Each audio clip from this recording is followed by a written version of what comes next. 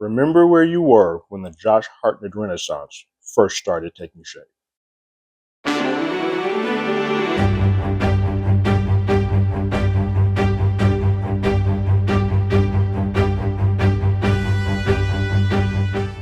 Hello, everyone. Terrence here with Hollywood Already Did It. If you haven't already, go ahead, like, share, subscribe to the channel, leave a comment, ring that bell below. Anytime we have something, you will be among the first to know. I've been looking forward to this one. Since I first saw the trailer for Trap, I was like, I don't know what this is, but I want to see this. And M. Night is a polarizing figure. This film is directed, written by M. Night Shyamalan. And it's funny, I feel like M. Night sort of breaks down into three sort of segments of his career. It's the start off, everything from Sixth Sense all the way to The Village. That's sort of the sweet spot. He could kind of do no wrong. People were a little upset with the back end of The Village, or the sort of reveal of The Village.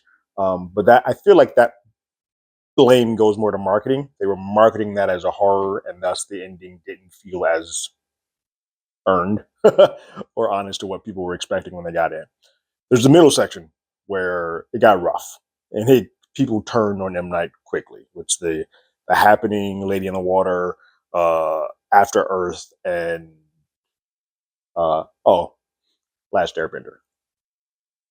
All bad for me, and I was still with him. I went to the theaters to see Lady in the Water, and I went to the theaters to see The Happening. The Happening is where he lost me. I didn't, for a while there, did not go see any M. Night films.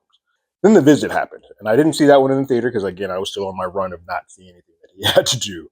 But I heard that, hey, this is pretty good, and I watched it and I was like, oh, this is pretty good. And then Split, I loved. Glass, not as much, but I still enjoyed it. But then he hit Old and Knock at the Cabin, both really good films.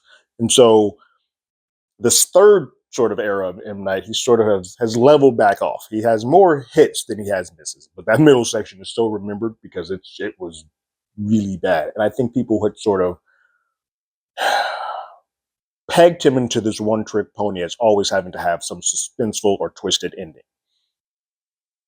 The last couple of films, Knock at the Cabin and Trap, don't really have that twist. So I think that is where some people may be having some reservations to what Trap is. Trap, you see the trailers, you see what it is. It is on the surface what it is. Josh Hartnett plays Cooper, a man who's taking his daughter Riley to go see a mega pop superstar, Lady Graven. And then that you hear as the movie goes along, pretty much in the first couple minutes, you hear that this is an additional show.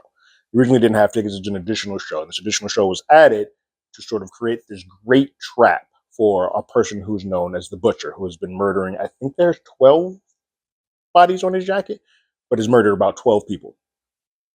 And so it's this big ruse. I'm not going to go into spoilers or get too much more into this, to what actually happens, but I do like this film. I love Knock at the Cabin. This one I like just slightly under that. And it's not any fault of this. I think this movie is at its best when it's at the concert. That whole first two acts when we're at the concert it's brilliant. It's really well done. It's suspenseful. Josh Hartnett is killing it at all cylinders. You both feel that he is a great father to Riley, and you also could feel in the drop of a dime he will murder anybody that gets in his way and his daughter's way. If you piss off or affect what is going on in his daughter's life, he will also affect that. And it's sort of him watching this duality of him keeping those two separate, and how at this one event those things are sort of bleeding together, and how does he get out of this. It's a great cat and mouse game, and that's when it's at its strongest. The third act of this loses a little bit of esteem. It doesn't drop off the face of the earth for me because I still enjoy the movie, but it does feel very different than the first two acts. We leave the concert. I won't say where we go or what happens, but the concert, we're not there. So when you leave scenarios, it doesn't have, because it's more, it's a trap and it's more contained, it feels a lot more suspenseful and claustrophobic than when we sort of open up, and it sort of loses a little bit of steam. Sometimes it gets a little too big for the world that they are trying to sort of say that we're in.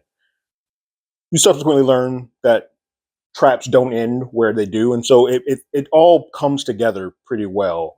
It is very straightforward. There's no real, for me, there was no real surprises that came out of it.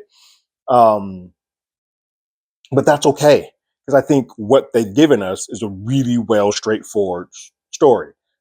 There are some plausibility issues that when you sort of start pulling at threads, and it's like, okay, how is he getting away with being in all of these, being able to just walk around in all these rooms. Some of it is because he's a straight white male and it's just sort of no one's going to ask questions if they don't have to. But it's a lot of worlds and places that he ends up in and rooms that he ends up in, back hallways that he ends up in without it making a whole ton of sense.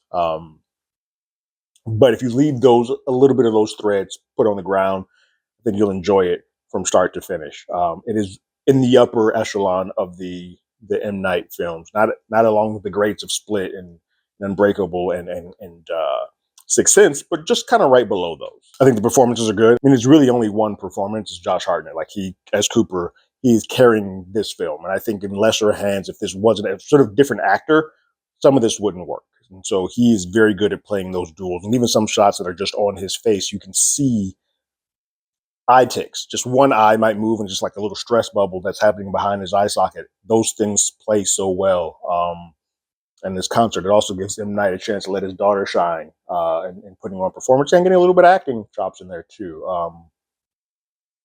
It all works. I think between Knock at the Cabin and this, he has been known as the guy who made horror movies with a twist. And now I think he's getting to this point where I'm just going to start making really well done films. And I think between Knock at the Cabin and this, he's showing that he has an eye of just being a really good director. And say what you will about M. Night, however you feel on that spectrum of the segments of his career, even when it was bad with The Happening and After Earth, he swings. And he swings hard. He's a lot like Christopher Nolan for me. Not saying that they're the same directing style or the same prowess as a director, but they both take original work, IPs, whatever they write, come up with, and direct the hell out of it and take these wild swings. Do they always work?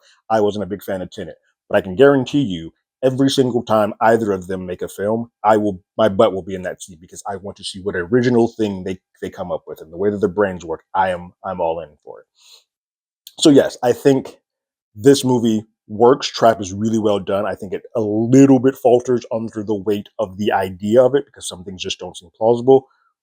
And when the scene shifts, some of that goes away, but the performances of Hartnett and subsequently M. Night's daughter as Lady Raven, it comes together. We get an Alison Pill shining. So whenever we get some great character beats that sort of go along with the rest of the film, that sort of tie it all together with a bow, and probably would be one of the more general audience entertaining films that he has. Because a lot of it, sometimes it gets into horror, or gets super heady with some of like Split, I love, but it gets very heady with the personalities and the disorders and all that stuff, or it gets super superhero-y in Glass and Unbreakable. Whereas this is probably the most general audience accessible film that he's made. And for that, it's I think really well done. So on my scale of play it again, Sam, hey, I didn't mind that. Once is enough, or give me a time stone so I never have to think about this film again. This is hard because I'm sitting somewhere in between that play it again, Sam, and that hey, I didn't mind that. I think for me, I'm telling you why. I want this to be a play it again, Sam. It's going to be a play it again, Sam, for me because I will watch this again. I'm going to watch this again because I know there's stuff happening in the background of with the way that officers are looking at him and the way that he's looking at officers and sort of trying to figure out when you can sort of pull at the threads of, or does it all come together with a trap being laid within a trap? You'll get that when you see it. And so, yeah, this is a play it again, Sam. If for nothing else, just Josh Hartnett's performance. I know the critic reviews for this are pretty harsh, but I think that a lot of this is because M. Night has sort of put himself in this box of being the twist guy, and this one does not have that. It plays just like as you went into what you would think you're going to get from Trap. That's exactly what this film gives you, and that's not a bad thing. What did you guys think about Trap? Go leave your thoughts and comments in the comments below. If you haven't already, you can follow us on Twitter at HollywoodADI. You can hit us up on email at HollywoodAlreadyDid@gmail.com. We also have a podcast by the same name. That's on Apple Podcasts, Spotify, anywhere that plays podcasts. We're there. And like always, I got my ticket. You got yours.